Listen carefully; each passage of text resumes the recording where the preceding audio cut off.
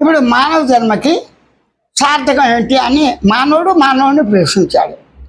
అలా వాడు ప్రశ్నించకపోయినప్పటికీ మానవుడికి అనేక సంఘటనల ద్వారా అది తన స్వానుభవంలో ఉన్న జాగ్రత్త స్వప్న నిద్రల ద్వారా అన్నమయ ప్రాణమయ మనోమయ కోశముల ద్వారా స్థూల సూక్ష్మ కారణ శరీరాల ద్వారా అద్వైత ద్వైత విషయ ద్వైత సిద్ధాంతాల ద్వారా భక్తి కర్మ యోజ్ఞానం వల్ల ఆస్తికం వల్ల నాస్తికం వల్ల విజ్ఞానం వల్ల హేతువాదం వల్ల ఇవన్నీ కూడి ఇవే మానవుడు అనుభవిస్తున్నాడు.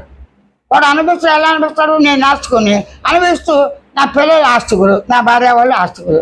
ఆస్తికులకి గౌరవిస్తున్నావు కదా, నువ్వు నమస్కారం పెట్టినా అంటే వాళ్ళని గౌరవిస్తా అంటే వాళ్ళు పూజించేదాన్ని గౌరవిస్తే నీ భార్యని నువ్వు అపగానం చేసుకుని దానిపైన చేసుకుంటుంది. ఎందుకు? భార్య వేరు నేను వేరు. నా ఆస్తి కాదుగా భార్య, నా పిల్లలు నా ఆస్తి కాదుగా, చెట్లు నా ఆస్తి కాదుగా. నా ఆస్తి చెట్లు అయితే చెట్టుతో ఉన్నంత భూమి అంతా నాదవుతుందా? మారిపోతుందా? చెట్లు కాళ్ళన్నీ నేను తింటున్నాను, పక్షులు దాడు గుడి కొడుతున్నానే ఉంటుంది, తిట్టే రాలుతాయి. నీ ఆస్తి నువ్వు కాపాడుకోగలవా? సృష్టిలో ఉన్న చెట్లు ఎన్ని గూళ్ళు ఉన్నాయి, ఎన్ని బతుకుతున్నాయి, జీవులు జంతువులు అన్ని రకాల పాములు జీవులు అన్నీ అవుతాయి. వాటన్నిటిని బతకడానికి అవకాశం ఇచ్చింది చెట్లు, అంతే కదా. ఆ చెట్లు అలాగే మానవుల్లో కూడా ఉన్నారుగా, వివిధ జాతుల వాళ్ళందరూ కలిసి వాళ్ళు పరస్పర అండర్స్టాండింగ్గా కలిసిమెలిసి ఉంటున్నాక చెట్టు మీద కలిసిమెలిసి ఉన్నప్పటికీ ఆ పాము ఏం చేస్తుంది? ఆ పై కూర్చుని పిల్లలు తింటూనే ఉంటుంది, ఆ కాకులు పొడుస్తూనే ఉంటాయి. ఇంకోటి వస్తుంది ముందు పాము చంపితే ఇలాగ ఒకటి చంపుకోవటం ఆహార నిమిత్తము, వాటి మనుగడికి నిమిత్తము సర్వసాధారణమే కదా. అలాగే మనుషు కూడా అంతే అయ్యారు.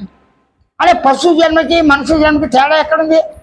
నేనంటే ఏమిటి, అసలు ఈ సాగు పుట్టుకలు ఏంటి, నేను ఎలా ఉన్నాను, ఎలా ఉండాలి, ఎలా ఉంటే నా శరీరానికి ఒత్తిడి లేకుండా ఉంటుంది. ఇప్పుడు ఉన్న ప్రకారంగా ఎన్ని గమనించినా, ఎన్ని గుర్తు చేసుకున్నా, ఎన్ని తెలుసుకున్నా నా శరీర సంబంధం కానీ శరీర సంబంధం చాలా ఉంది. అంటే సృష్టి మొత్తం శరీర సంబంధమే. సృష్టి అంటే పంచభూతాలుగా శరీరం ఉందిగా. సమస్త జీవులతో పాటు రకరకాల జీవులు మన ఏంటంటే మన వేరే కణాల్లోనే ఉందిగా. ఇవన్నీ తానే భరిస్తున్నాడుగా. తన శరీరం తనకు భారం అయిపోతుందిగా. భారం అంటే బరువు అంటే ఏంటి? లావు అయిపోయాడు, ఎప్పుడులా పరిగెత్తగలుగుతున్నాడా?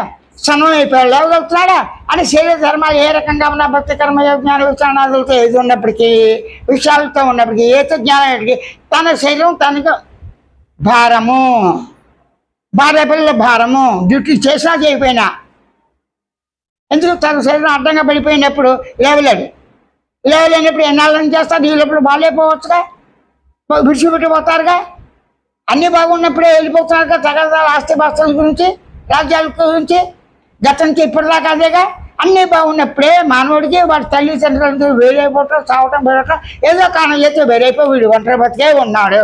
అంటే ఒంటరిగా ఉన్నా, మామూలుగా ఉన్నా, ఒంటరిగా ఉండి తన నిద్ర వల్ల, ఒంటరిగా ఉన్న తన కళల వల్ల, ఒంటరిగా ఉన్న తన శరీరం వల్ల, ఒంటరిగా ఉన్న తన ఉన్న జీవరాశి వల్ల, ఆరోగ్యం వల్ల, అనారోగ్యం వల్ల బాధలు ఎక్కువ అవుతున్నాయి కానీ తగ్గట్లేదుగా. దీనికి రెమెడీ ఏమిటి? మానవుడే కనిపిస్తాడు. ఏమని? నేనంటే ఏమిటి, నేను ఎవడను, నేను ఎక్కడున్నాను, నా ధర్మం ఏంటి? ఆ పరిస్థితిలో మీకు తెలియదు కాదు. సమాజంలో ఇప్పుడు ఎలా ఉందో భక్తి కర్మ యజ్ఞాన విషయాలు కానీ ఏవైనా కానీ మానవత్వంతో శరీరాన్ని రక్షించుకునే నిమిత్తమే అన్నప్రసాదం, వస్త్రం, గూడు లాగా మన యథాశక్తానుసారంగా సత్కర్మ చేస్తూ, దుష్కర్మ జరిగినా కొద్దో గొప్ప ఎక్కువ బాగా మంచి పనులు చేస్తూ యథాశక్తిగా ఉంటే అప్పుడు నేనంటే ఏమిటి ఇవన్నీ తెలుసుకున్న తర్వాత ఏడు కొంతమంది చిన్నప్పటికీ ఈ చుట్టూ పరిస్థితులు బట్టి ఏంటి ఆ మునీశ్వరుడు అలా ఉన్నాడు, బుద్ధుడే ఏంటి అలా ఉంటే బాగుంటుందా ఏకాంతం అంటే సన్యాస, నేను రోగిని.